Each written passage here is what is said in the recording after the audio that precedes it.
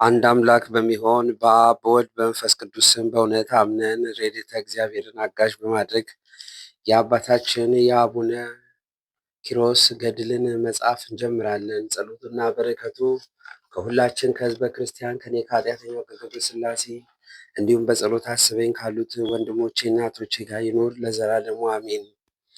ሮብ የሚጸለይ የአቡነ ኪሮስ ገድል። ጌታችን ኢየሱስ ክርስቶስ ስለመምጣቱ። ከዚህ በኋላ ጌታችን ኢየሱስ ክርስቶስ ወደ እርሱ መጥቶ ወዳጄ ኪሮስ ሆይ ሰላምታ ይገባል። ይህን ያህል መከራ የምትቀበል ለራስ ብቻ ነውን? ወይስ ሌሎች ከገሃነምን ይድኑ ዘንድ ነው አለው።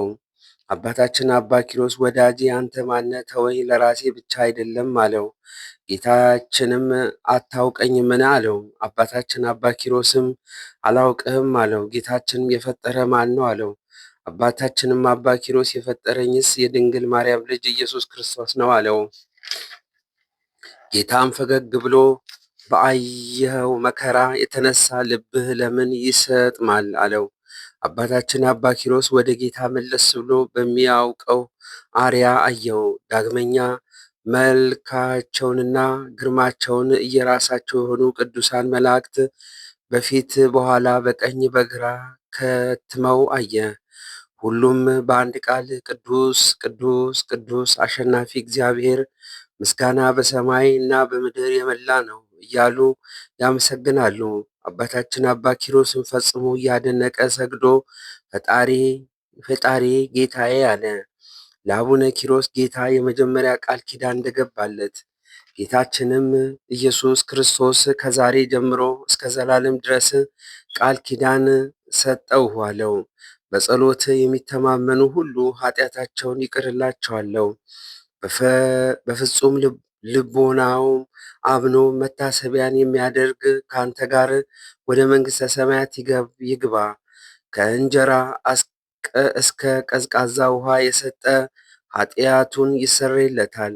በበዓል ቀን ዕጣን ለቤተ ክርስቲያን የሰጠውም ከአንተ ጋር ወደ ቤተ ሰማያት ይገባል አለው። አባታችን አባ ኪሮስም ስልጣንን የባህሪ የሆነ ጌታዬ ፈጣሪ ብሎ ሰገደ። በፊት ባለሟልነትን ካገኘው አባቴና እናቴን ዘመዶቼን ማርልኝ አለ። ጌታችንም በዘመድ የከበርክ ወዳጄ ኪሮስ ከእናትና ከአባት በዘመዶች ኃጢአት አላገኘሁም። ስለዚህ ያለ ወቀሳ ካንተ ጋር ወደ መንግሥተ ሰማያት ይግቡ አለው። ዳግመኛም አባታችን አባ ኪሮስም ሰግዶ በፊት ባለሟልነትን እስካገኘው አባቴ በብኑዳን በአንበሳ አፍ ያስገደለ ያን መነኩሴ ማርልኝ አለ። ጌታም መልሶ ክፉ ላደረገባቸው መልካም ማድረግ ለጻድቃን ስራቸው ነው። ወዳጄ ኪሮስ አባት በብኑዳ በአንበሳ አስገድሎ ሰማያዊ ህብስትን ከለከለህ እንጂ ምን አደረገልህ? ወዳጄ አላስተዋልክምን? ወንድሙ በብኑዳ አስገደለ፣ ራሱንም ገደለ። ከዚህ የሚበልጥ ኃጢአት አለን? እንዴት እምረዋለሁ አለው። አባታችን አባ ኪሮስ ጌታዬ ምን ገዶ ብቻ ማርልኝ አለው። ጌታም የግፈኞችን ደም የምከፍል እኔ እግዚአብሔር ነኝ፣ ስለ እርሱ ለምን ምሕረትን ትለምናለህ? አለ። አባታችን አባ ኪሮስም ጌታዬ ማርልኝ፣ ካልማርከው ግን እኔም እርሱ ካለበት ጨምረኝ አለ። ጌታችንም ለአንተ እንደ ፀሐይ ጨረር የሚያበራ በረከት የመላበት ሀገር ልብስ መንግስትና አክሊልን አዘጋጅቼልህ ነበረ፣ ከማርኩት ለእርሱ ልስጠው አለው። አባታችን አባ ኪሮስ አዎ አቤቱ ብቻ ማርልኝ እንጂ የወደድከውን አድርግ አለው። ጌታችንም የአባ ኪሮስን ሰውን መውደዱ አድንቆ የሰጠውን ክብርስ ዋጋ አልነሳህም፣ ይልቁኑ በአክሊል ላይ አክሊል፣ በሀገር ላይ ሀገር፣ በመንግስት ላይ መንግስት እጨምርልሃለሁ እንጂ አለው። ከዚያ በኋላ ጌታችንም ያን መነኩሴ ያመጡት ዘንድ አዘዘ። ፈጥነውም አመጡት። አባታችን አባ ኪሮስ ስለ አንተ ምሬልሃለሁ፣ ተነስ አለው። አባታችን አባ ኪሮስ የክርስቶስን ምሕረቱን ቸርነቱን አደነቀ። ጌታም ያን መነኩሴ ወደ እረፍት ቦታ ይውሰዱ ዘንድ አዘዘ። ከዚህ በኋላ ጌታ ኢየሱስ ክርስቶስ በታላቅ ክብር ወደ ሰማይ አረገ። አባታችንም አባ ኪሮስ አጋንንትን እንደ ሰው እስኪያዛቸው ድረስ ደርሶ በጾምና በጸሎት በስግደትና በምልጃ ኖረ። ዜናው ተጋድሎን በየሀገሩ ሁሉ ተሰማ፣ በመነኩሴ አምሳል ሰይጣን ስለ መምጣቱ። ከዚህ በኋላ ሰይጣን መነኩሴ መስሎ ወደ እርሱ መጥቶ በፊቱ ሰገደለት፣ እንዲህም አለው፦ አባ አኗኗርህ ሁሉ በሐሰትና በዝሙት የሆነ የሰውን ሥጋ የሚበላና የሰውን ደም የሚጠጣ እንደ አንተ ማን ነው? ሥራህ ሁሉ በየሀገሩ ተሰምቷል አለው። አባታችን አባ ኪሮስም እርኩስ መንፈስ መሆኑን አውቆ በልቡ አባቴ በብኑዳን የገደለው ሳይሆን አይቀርም አለ። ቃሉንም መልሶ ከወዴት መጣ? ሀገርስ ወዴት ነው አለው። ያም ርኩስ መንፈስ አንተ በድካም ያለ ስትሆን ምን ሀገር ታውቃለህ አለው። አባታችን አባ ኪሮስም ከዚህ ተቀመጥ ብሎ ትንሽ ዋሻ አሳይቶ ከዚያ እደር አለው። አቡነ ኪሮስም መንፈሰ ርኩሳንን ስለ መዝጋቱ ብፁዕ አባ ኪሮስም በቀኝ በኩል ወደ በዓቱ ተመልሶ ያን ርኩስ መንፈስ ካልቀደምኩት በላዬ ላይ ይስህን ድንጋይ ይጭንብኛል ብሎ በልቡ አሰበ። ያ ርኩስ መንፈስ ሳይቀድመው ፊቱን ወደ ምስራቅ መልሶ እጁን ወደ ሰማይ ዘርግቶ አቤቱ ጌታዬ እለምንሃለሁ፣ ጸሎቴን ስማ። ስለ አንተ ፍቅር አባትና እናትን፣ ሚስትና ልጆችን፣ ወንድሞችና የዘመድን ፍቅር ሁሉ ትቻለሁ። አንተ ለምኑ ይሰጣችኋል፣ አንኳኩ ይከፈታላችኋል ብልሃልና ያላንተ ረዳት ያላንተ የለምና ይህን ርኩስ መንፈስ መውጫ እንዳያገኝ ይህንን ድንጋይ በላዩ ተጭኖ ይደፈን ዘንድ እዘዝ እያለ ጸለየ። ፈጥኖም እንደ ቃሉ ሆነ። አባታችን አባ ኪሮስም በአብ በወልድ በመንፈስ ቅዱስ ስም እዘጋለሁኝ እያለ ሮጦ ደረሰ። በደስታም እየዘለለ ምስጋናን የተመሰገነ እግዚአብሔርን እናመሰግነዋለን አለ። በመዝሙርና በማኅሌት እልል እንልለታለን።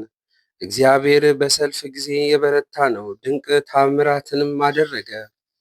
ቅዱሳን ትጓል መልአክ ለእኔ ለድሃ አገልጋዩ ያደረግከውን ድንቅ ታምር ያዩ ዘንድ ይምጡ አለ። ርኩስ መንፈስ እስከ መቼ ድረስ አባ ኪሮስ ሆይ ብሎ እንደጠየቀው፣ ሰይጣንም ጮሆ አባ ኪሮስ ሆይ እስከ መቼ ነው የምትዘጋኝ አለው። አባታችንም ጌታዬ ክርስቶስ ዳግመኛ እስኪመጣ ድረስ ነው አለው። ሰይጣንም ወዮልኝ፣ ወዮታ አለብኝ፣ ሳልቀድምህ ቀደምከኝ አለ።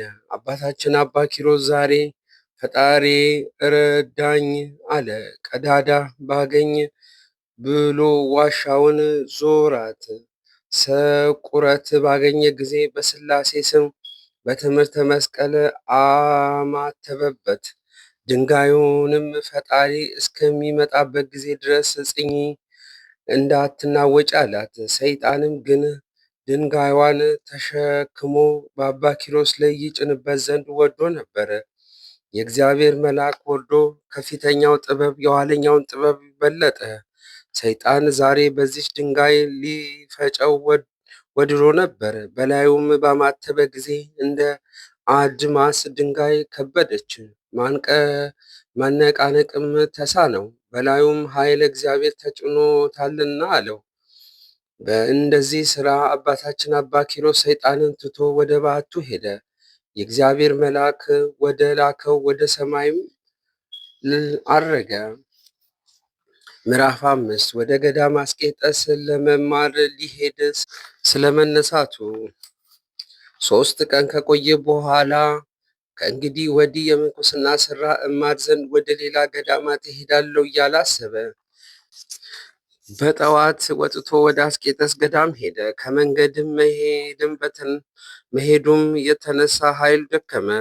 አባታችን አባ ኪሮስ መላእክት ወደ ሰማይ ስለመሰጣቸው በዚያም ሳለ ነፍሱን በተመስጦ መላእክት ወስደው ዓለምን ሁሉ ከፈጠረ ከእግዚአብሔር መንበር ፊት አደረሱት። የቅዱሳንን ማህበር የነቢያትና የሐዋርያት የእንጦንስና የመቃስ የጳውሊንና አንድ እነርሱ ያሉ ቅዱሳን መነኮሳት ክብር አየ። አብርሃምና ይስሐቅ፣ ያዕቆብን፣ ሌሎች ምዕመናን አያቸው። ኃጢአት የሌለባቸው የሕፃናት ማኅበርን ለመስማት የሚያስደንቅ ምስጋና ሊያመሰግኑ አየ። ጌታችንም ኢየሱስ ክርስቶስ ወዳጄ ኪሮስ ሆይ ወዴት ትሄዳለህ? አለው። አባታችን አባ ኪሮስ የምንኩስና ሥራ ልማር ወደ አስቄጠስ ገዳም ነው አለው። ጌታችንም ከአንተ የተሻለ አላገኘሁም። አሁን ወደ ደብረ ባሳት ሂድ፣ በዚያ ድንቅ ነገር ታገኛለህ አለው። ከዚህ በኋላ መላእክት ነፍሱን ከሥጋው ጋር አዋሃዷት። አባታችን አባ ኪሮስም ከእንቅልፉ ነቅቶ ሳለ አየውና ስለሰማው አደነቀ። አቡነ ኪሮስ ወደ ደብረ ባሳት ገዳም ስለ መግባቱ ጎዳናውን ሄዶ ደብረ ባሳት ደረሰ። ቤተ ክርስቲያንም እጅ ነሳ። በዚያ አምላክን የወለደች የእመቤታችን ስዕል አይቶ እንባውን ከዓይኗ እየፈሰሰ እመቤቴ በቃል ኪዳንሽ አስቢኝ አላት። አቡነ ኪሮስም የእመቤታችን ድንግል ማርያም ስዕልን እንዳናገረችው የእመቤታችንም ስዕል ወደዚህ መምጣትህ መልካም ነው፣ አትፍራ፣ ካየኸው በኋላ የአባትን አድም ትጠብቅ ዘንድ ወደ በዓት ተመለስ ብላ ተናገረችው። አባታችን አባ ኪሮስ ይህንን በሰማ ጊዜ ከእመቤታችን ስዕል በታች 700 ጊዜ ስግደት ሰገደ። በዕብራይስጥ ቋንቋ አይዞህ እንግዳ ስለሆንክ ስግደቱ ይበቃሃል። ከዓመት እስከ ዓመት በየቀኑ 300 ፍሬ ታፈራለህ ዘንድ የምሕረት መዝገብ ተዘጋጅቶልሃል የሚል ቃል ሰማ። አባታችን አባ ኪሮስ የእግዚአብሔር ሥራ እያደነቀ ከቤተ ክርስቲያን ወጣ። በዚያም ገዳም ብዙ መነኮሳት አገኘ። አባ ኪሮስም ወደ ክፉ ቤት በባሳት እንዳስገቡት አባታችን አባ ኪሮስ የፊቱን ደም ግባት ያማረ ቁመናውን እና ዘንባባ ዘለግ ያለ ዓይኖቹን እንደ አጥቢያ ኮከብ ደስ የሚያሰኙ ጥርሶቹን እንደ በረዶ ነጭ የሆኑ የመልኩ ደም ግባት እንደ ጽጌረዳ ቀይ ነበረ።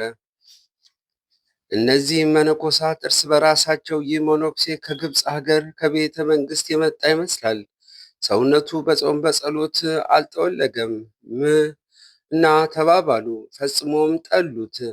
ወደ ተናቀው ማደሪያ ያስገቡት። በዚያም መከፍራስ በሚባል ሕመም ታሞ ብዙ ዘመን እያዘነ የቆየ ለሞት የደረሰ ከመሬት ወድቆ አንድ በሽታ አገኘ።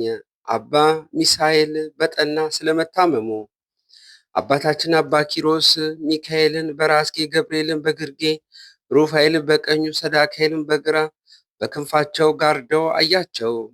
ከአባታችን ከአባ ኪሮስ በቀር ማንም የሚያያቸው አልነበረም። መላእክትም አባ ኪሮስን በገዳዮች ፊት ሞትን የማይፈራ አርበኛ ብለው እጅ ነሱት። አባታችን አባ ኪሮስ አረፍ ብሎ መላእክትን ከዚህ ምን ታደርጋላችሁ አላቸው። ዓለምን ሁሉ ከፈጠረ ከእግዚአብሔር ዘንድ ታዘን ነው አሉት። አባታችን አባ ኪሮስ ከመቼ ድረስ እዚህ ትቆያላችሁ አላቸው። ይህችንስ ነፍስ ከስጋ ለይታችሁ አሳርጉ እስኪለን ድረስ ነው አሉ።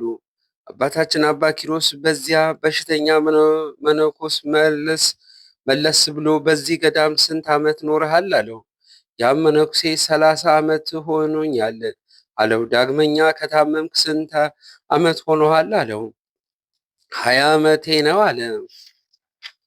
ዳግመኛም አባታችን አባ ኪሮስ የገዳሙን አበምኔት መነኮሳቱን ይጠይቁሃልን አለው። ያም መነኩሴ ጌታዬ ፊታቸውን ካየው 15 ዓመት ሆኖኛል። ውሃቸውንም አልጠጣሁም፣ እህላቸውን አልበላሁም። እንደምታየኝ ሆኔ እኖራለሁ አለ። አባታችን አባ ኪሮስ እስኪ ንገረኝ፣ አባትህ ማን ነው? እናትህስ ማናት? አለው። አባቴ የኬልቅዳውያን ንጉሥ ነው፣ እናቴም የራህራን ንጉሥ ልጅ ናት። እውነት እልሃለሁ የሐሩን ልብስ ወርቁንና ብሩን በአባቴ ቤት በእግራቸው ይረግጡታል አለው። አባታችን አባ ኪሮስ ወደዚህ ገዳም ማን አደረሰ አለው። ያም ድዊ መነኩሴ እንደ አንተ ያሉ ሰዎች 3 ሰዎች መጥተው በአባቴ ቤት አደሩ። በኩለ ሌሊት ፊቱ የሚያበራ ሰው መጥቶ ሚሳኤል ሚሳኤል ሚሳኤል ብሎ ጠርቶ ሲነጋ ተነስተ ከነዚህ ቅዱሳን መነኮሳት ጋር ሂድ አለኝ። በዚህ ምክንያት ወጥቼ እነርሱን ተከትዬ ወደዚህ ገዳም ገባው። መልካም ስራንም ባልሰራ እንደ እነርሱ መነኩሴ ሆኜ ኖርኩ አለው። አባታችን አባ ኪሮስ አጽናና ዘንድ ስማ አለው። አኗኗርህ በገዳም የሆንክ ፍጹም ድሃ የሆነ ስሙ በብኑዳ የሚባል አንድ ባታዊ መነኩሴ ነበረ። ሰይጣንም ክፉ ነገር አምጥቶ አሳተው።